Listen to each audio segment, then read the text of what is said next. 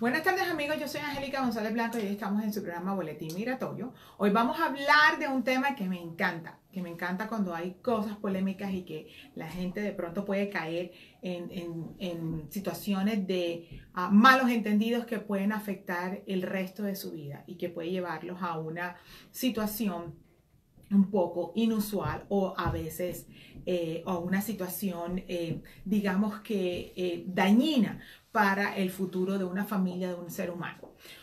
Hemos sabido que a través de las políticas migratorias de nuestro país vecino, los Estados Unidos, el presidente ha estado en la posición de controlar la migración, considerando que América es para los americanos y que hay que estimular y cuidar las fronteras americanas.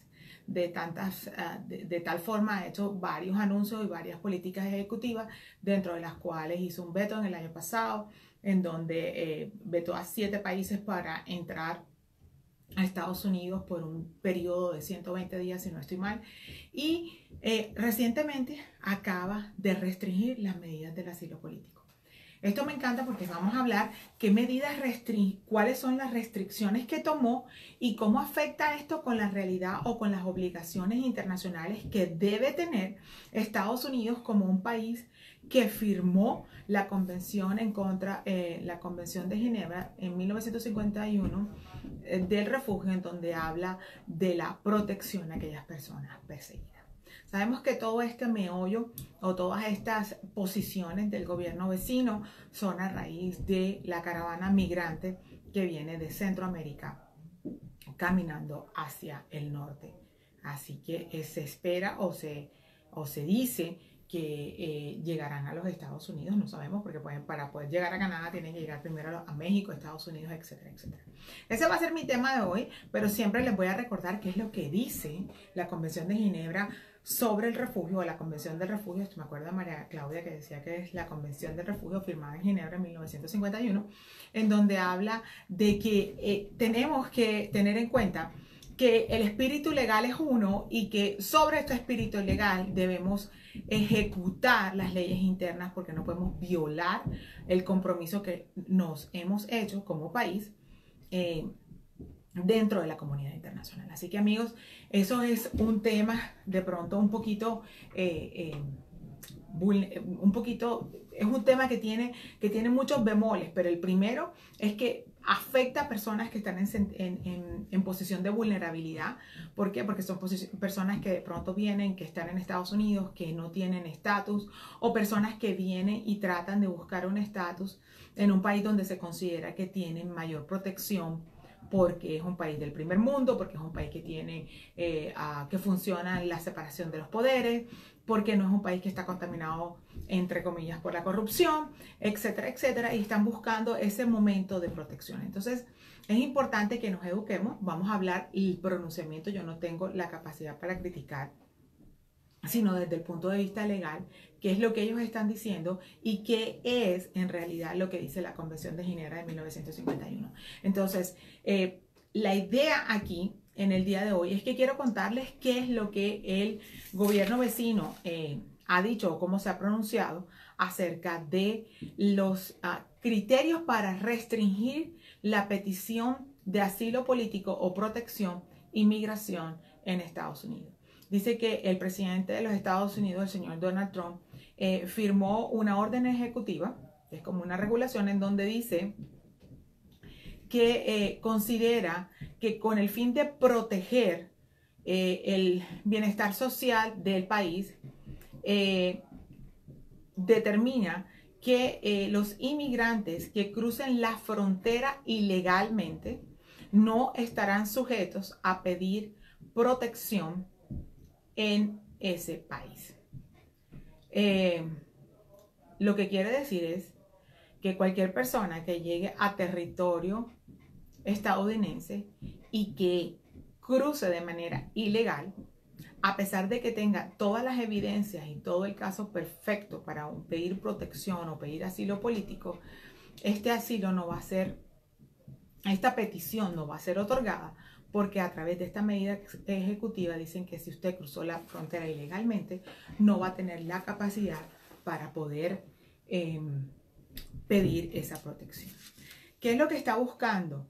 Lo que alega el presidente es que esta caravana de migrantes se va a considerar como una invasión que va a recibir Estados Unidos y que ellos no tienen por qué recibirle, y que con el punto o con la determinación de defender las fronteras y el bienestar social del país, el gobierno tiene que tomar este tipo de medidas con el fin de evitar desastres sociales o calamidades de seguridad para el país. Entonces hay una cosa mucho más interesante, dice, bueno, que si usted va a entrar y entra ilegalmente, no puede pedir asilo político. La segunda habla de que solamente queda restringido por un término de 90 días el paso entre la frontera entre Estados Unidos y México, solamente y exclusivamente para residentes permanentes de Estados Unidos y ciudadanos americanos. O sea que durante 90 días otros extranjeros no pueden cruzar esa frontera. Ajá. Y además de eso, considera que estas personas o que las personas que lleguen a la frontera durante los 90 días siguientes, independientemente si tienen residencia temporal o visa de turismo, no pueden, si son extranjeros, no pueden atravesar la frontera entre Estados Unidos y México. El gobierno también desplazó 5.200 uniformados a la frontera entre México, porque lo que alega el presidente es que esta invasión, que considera que estas caravanas de migrantes de Centroamérica es una invasión para el Estado, y que además de ser una invasión pone en peligro la sociedad estadounidense. Cada país tiene el derecho y se reserva en su propia jurisdicción la forma como evalúa y salvaguardia su propia sociedad. Sin embargo, tenemos que tener en cuenta que si nosotros somos como Estado firmantes o nos hemos comprometido en la comunidad internacional para proteger a aquellas personas que sean perseguidas por razones de pertenecer a un grupo social determinado, por sus ideas políticas, por su religión, por su nacionalidad o por pertenecer a un grupo social determinado. Estas características son propias de lo establecido en la Convención de Ginebra, firmada en 1951, y sus protocolos consiguientes en el 67, 68 y 69. De tal forma que si Estados Unidos se adherió a eso y alguna de las personas que no cumplan con los requisitos, es decir, si no puede pasar ningún extranjero y en 90 días hay una persona, indistintamente de qué nacionalidad sea, esté sufriendo una persecución de este tipo, no puede pedir asilo político en los Estados Unidos, y mucho menos si la persona no lo puede pedir en la frontera, número uno, y número dos, no puede atravesar la frontera y pedirlo dentro del país porque es denegado. Así que es una posición bastante radical y que deberíamos examinar frente a lo que la convención o cuál fue el espíritu de la Convención de Ginebra. La idea aquí es que esta restricción, de todos modos, a pesar de que Canadá quede después de Estados Unidos, va a afectar como un efecto bouncing, va a afectar tarde que temprano a Canadá, porque nuestra reputación por ser un país que creemos en las instituciones, que además de creer en las instituciones tenemos una reputación como un país humanitario y que concede la protección a aquellas personas que son perseguidas siempre y cuando lo puedan demostrar. Esa diferencia tan radical entre las políticas o el enfoque canadiense y el enfoque americano, tarde que temprano va a afectar, y ya lo vemos, la ley o el procedimiento jurídico en Canadá, de tal forma que el número de petición de asilos políticos en Canadá ha subido. No tengo exactamente cuál es la cifra, en cuánto ha subido, pero ha subido dramáticamente, de tal forma que el procesamiento o la evaluación de los casos se ha retardado, haciendo una represión que estamos viendo audiencias a 1 año y a 2 años que deberían ser vistas en 60 días. Entonces eso, de tarde que temprano, nos está mostrando que existe, que las políticas tomadas por el gobierno americano o por nuestro vecino, tarde que temprano afectan nuestro sistema migratorio también.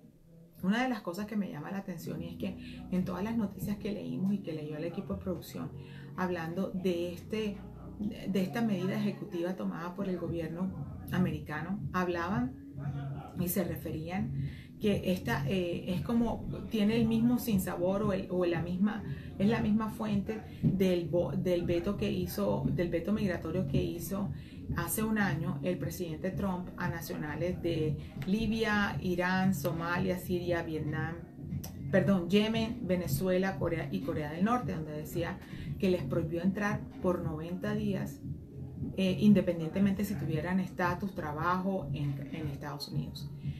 Porque decían que estas personas o las personas provenientes de estos países podían poner en riesgo la seguridad del país. Ese veto de 90 días el año pasado, todos conocemos que tuvo una aceptación totalmente, o no tuvo aceptación, fue completamente negativo en la comunidad internacional y de una u otra forma se sintió como una discriminación hacia estas nacionalidades, sobre todo teniendo en cuenta que se les prohibía entrar a pesar de que tuviesen estatus dentro de los Estados Unidos. Entonces, el hecho de que el presidente Trump haya tomado esta medida ejecutiva en donde a pesar que existe una obligación internacional por ser firmantes de la Convención de Ginebra del año 1951, en donde se comprometieron, no solamente Estados Unidos, sino todos aquellos países que firmaron, se comprometieron a proteger a aquellas personas que alegaran persecución. Y si de entrada la persona ni siquiera puede ser escuchada porque no le van a recibir en la frontera, el principio fundamental que habla la Convención de Ginebra claramente está violado, porque no se le está dando la protección a aquella persona que viene en necesidad. Y tiene algo de discriminación, porque al momento de cerrar la frontera por 90 días, a sabiendas de que viene una caravana de Centroamérica, no sabemos cuántas de esas personas vienen huyendo de una situación típica o propia como es descrita dentro de la Convención de Ginebra de 1951. Eso me parece catastrófico y además en contra de los principios constitucionales de Estados Unidos en cierta forma, y contra los principios y las obligaciones establecidas en la Convención de Ginebra.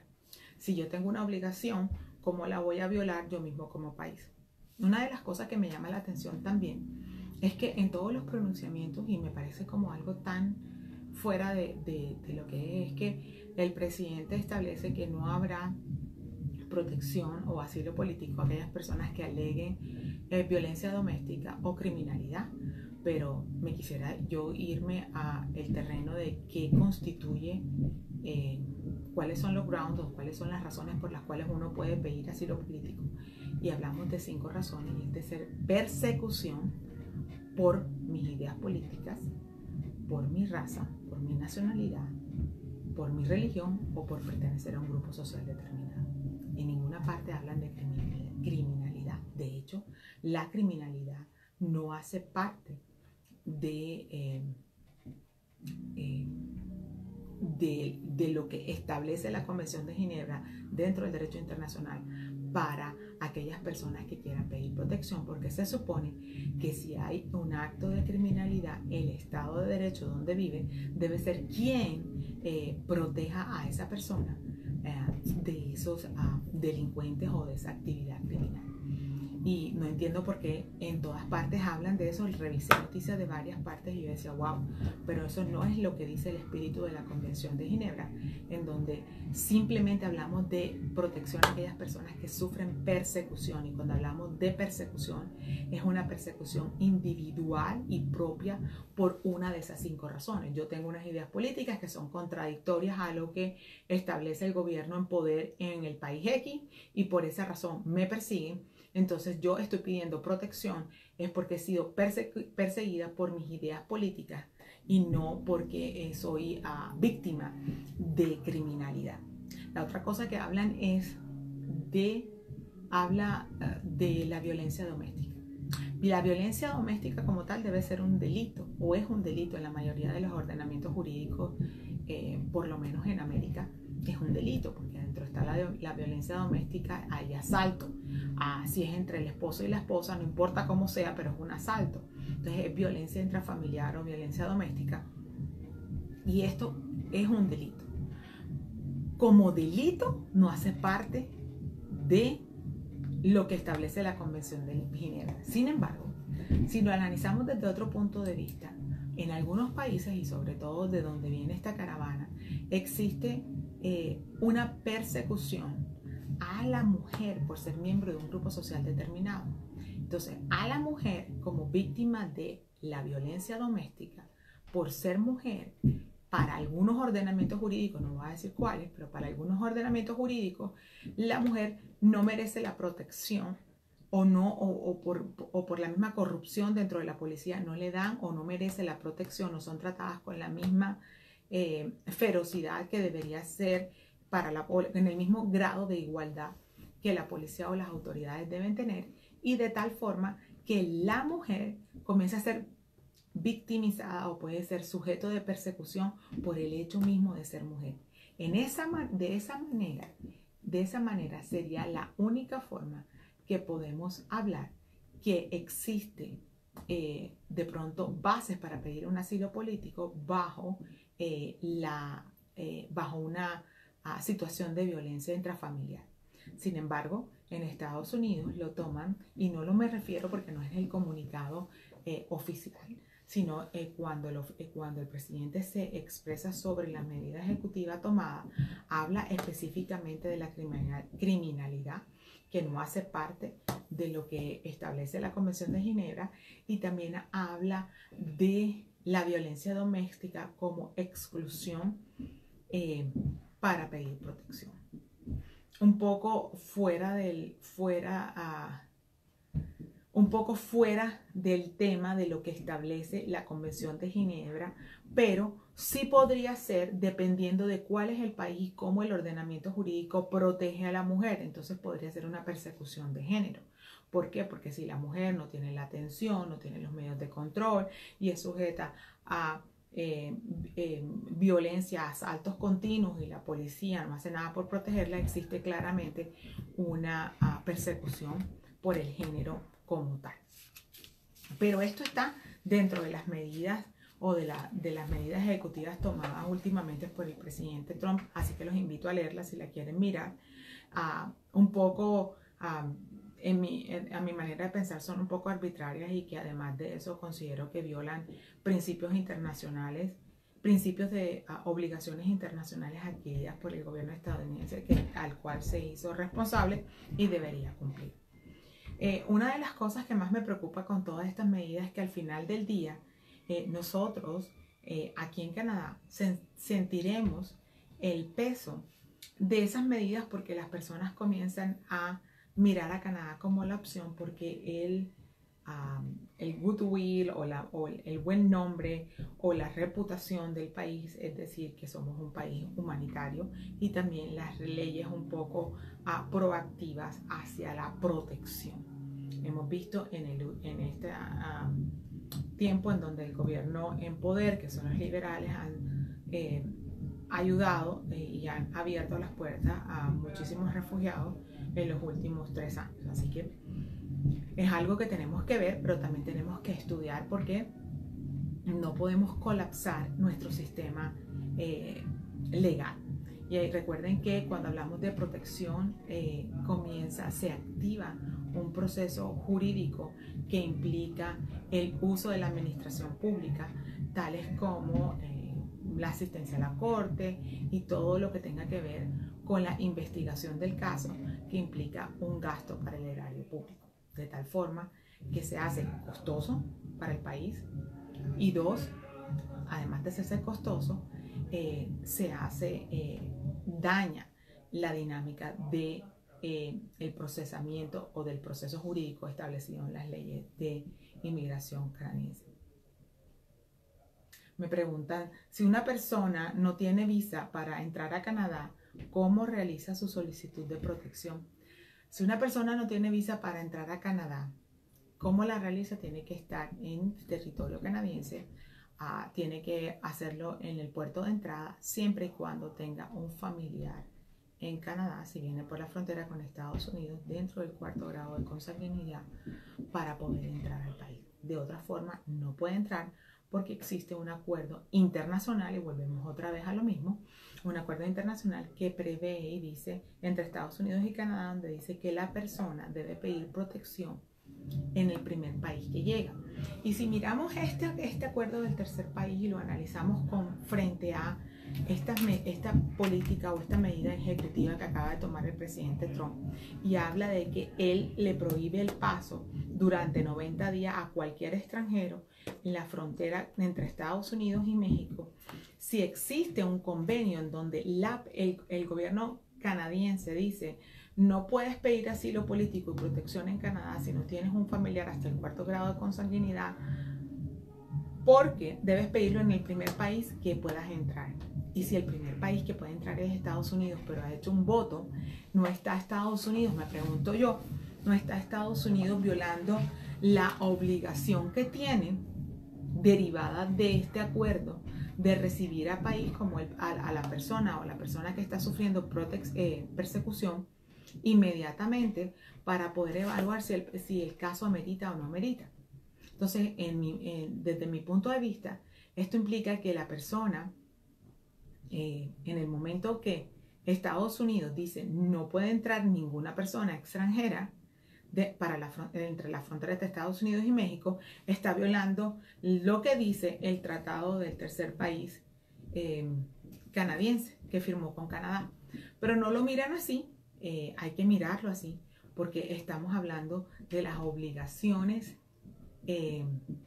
adquiridas internacionalmente.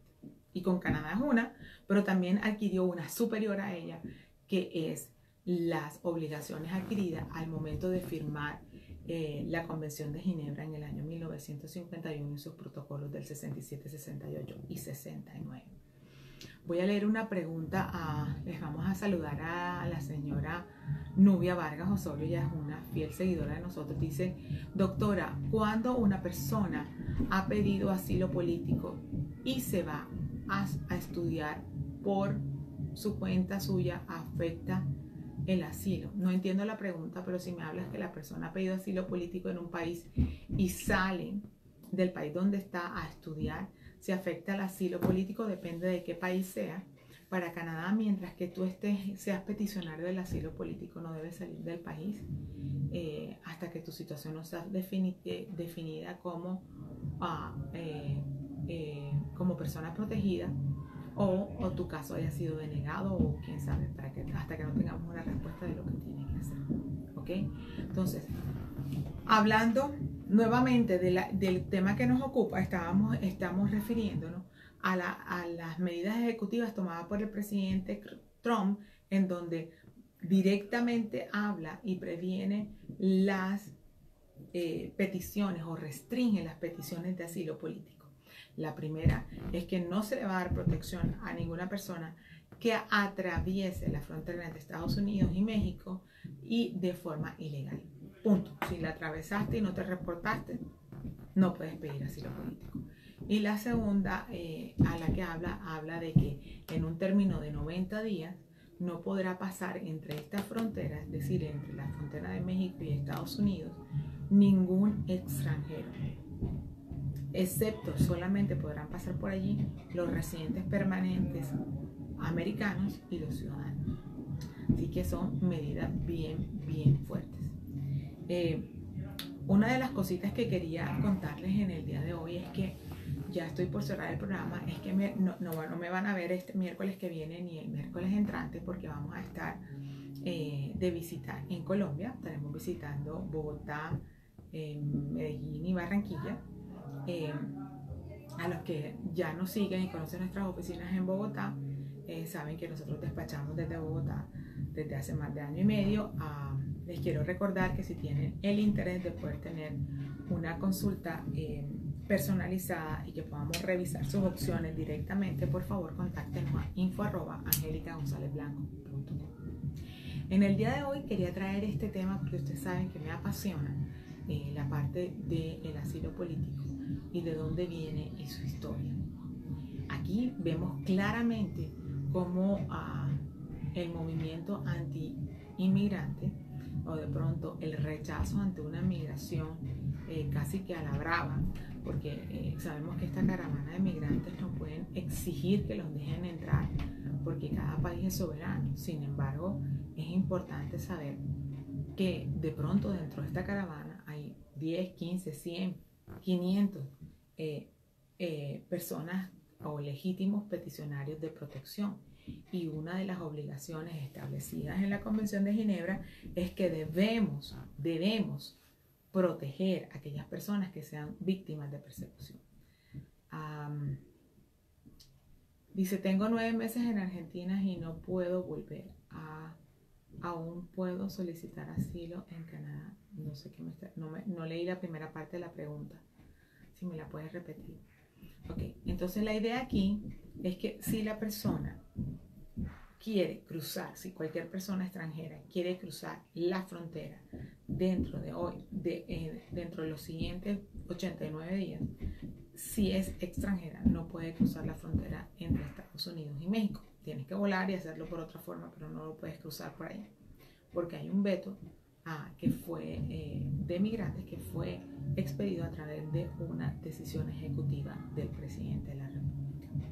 Bueno amigos, hemos llegado al final de mi programa, un programa corto. Les doy las gracias porque han tenido la paciencia en estos últimos 4 semanas. No he estado todo el tiempo acá y no hemos podido hacer los programas largos, pero sí les traigo programas en donde algo aprendemos y la idea es tener la paciencia y tener información correcta. Si no la pueden recibir de donde están, por lo menos hacer la diligencia de buscar información en un lugar honesto, claro y una fuente correcta. Dice Moisés, salí de Venezuela por amenazas de grupos armados y no puedo volver. ¿Y dónde estás, Moisés? En Argentina. Ok, si estás en Argentina, se supone que debes pedir asilo político en el primer lugar si tienes un estatus en ese país. Si adquiriste un estatus en ese país, no hay nada que puedas hacer. Pero si no tienes un estatus y andas de un país a otro, tienes que explicar, si llegas algún día a Canadá, las razones por las cuales no pudiste asilo político en los países donde has estado. ¿Ok? Así que si quieres, contáctanos a info@angelicagonzalezblanco.com o si no a nuestro WhatsApp, que es +1 437 344 2904, +1 437 344 2904. Bueno amigos, yo soy Angélica González Blanco, hemos llegado al final de mi programa en el día de hoy. Recuerden, para pedir asilo político usted tiene que tener bases, y las bases son que usted debe demostrar que tiene persecución o que sufre persecución por razones de su nacionalidad, de su religión, de sus ideas políticas, por pertenecer a un grupo social determinado, y que después lo dije, son 5 ya las dije. Así que si usted no tiene una de esas, si no es una de esas 5, no puede pedir asilo político ni en Canadá ni en ninguna parte. Así que hágame el favor, primero, antes de contratar cualquier persona, revise cuáles son sus opciones. Les invito a que revise mi canal de YouTube, Angélica González Blanco, y van a encontrar información gratuita. Muchísimas gracias por su atención en el día de hoy y a todos por acompañarnos durante estos breves 40 minutos que duró el programa del día de hoy. Muchísimas gracias. Hasta la próxima semana.